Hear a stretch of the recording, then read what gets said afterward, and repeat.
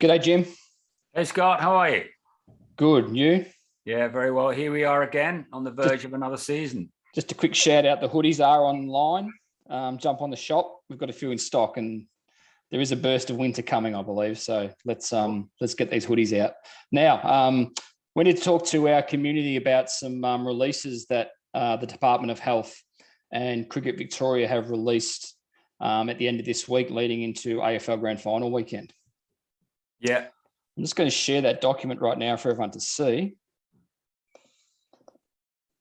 And of course, welcome back as club COVID manager too for another season. Thank you. Thank you. Delighted. You're welcome.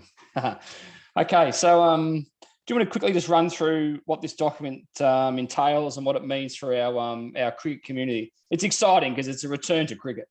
Definitely. And it's really good that we've got some clarity. So roadmaps are always very welcome to help us sort of get a sense of timelines and deadlines and what's going to happen. I think the thing to say about this roadmap at this stage, as you can probably see in a bit of the preamble, it's yet to be truly confirmed. So I think the state government have to give feedback on this, but I think it's very helpful to look at an overarching roadmap.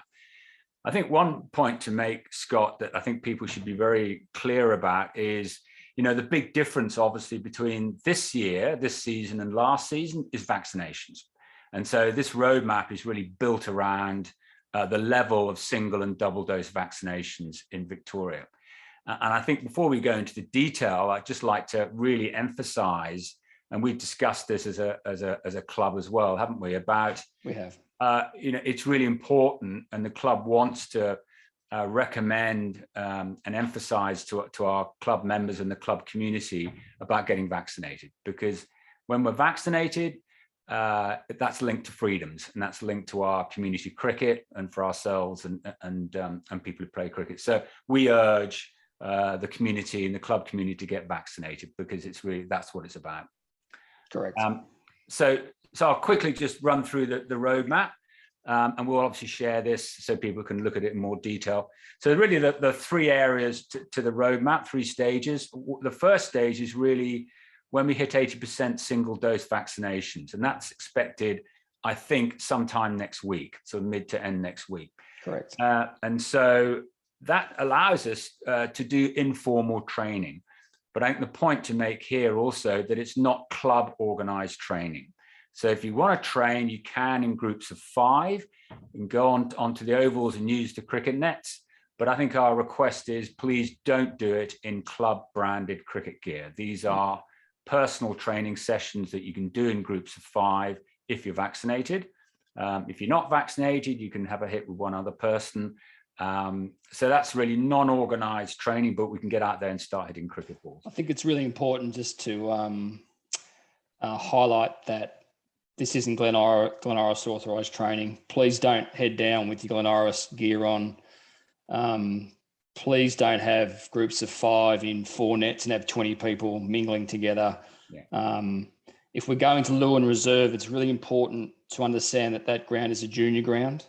So if you're a senior cricketer, don't jump in the middle and have a hit.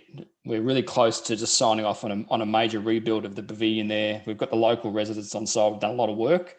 So it's really important that we that would be really good. We'd be a really good community cricket club through this time. That's a great point. And I think let's not try and find ways around this. Work with the spirit of what this thing is saying and be very thoughtful before we do stuff. I think that's really what we're asking. That's good. Okay. Awesome. Yeah. So the second stage is, which is hopefully going to come pretty soon. It's when we hit 70% double dose. Yep. And that should be around sort of late October the 26th. So that's when we can start organized training. So that's really exciting. And so that no group limits. So we can be across the ovals at the grounds that we make available. Obviously the changing rooms and the social rooms will remain closed, but we can have center wicket simulated games. So we can get in, train, no size limits, and have that freedom of training. But that's when we hit 70% double dose. So we've started meeting as a committee. You were involved in that discussion yesterday, Jim. So Lucas will lead the senior side of things in regards to training. We're looking at using Eric Raven and also Warner Reserve for centre wicket, and Taz is all over the junior side of things, where we have Eric Raven, we have Lewin, and we also have Saxby for juniors. We're pretty keen to get out of the nets and get all our sides out in the middle as soon as we can. So watch this space. We do have, I've just been to Eric Raven, we do have the whole the whole ground fenced off at the moment. It's actually quite restrictive. So we will have to use those other grounds when we return in groups, post October the 26th, once we get to the state at 70% double dosed. Great. I think we're really fortunate, Scott, aren't we, to have access to those grounds, and we have a schedule of bookings across those grounds, so it's all looking pretty well organised and clear. So, as you say, Skelts is going to get his head around the formal schedule on that pretty quickly. Yeah. Okay. Great. And then the last piece, which is kind of when we can start playing cricket, and that's when we hit 80% double dose, and that's probably expected around sort of early November. And so again, training, no limits on training, but means we can play cricket.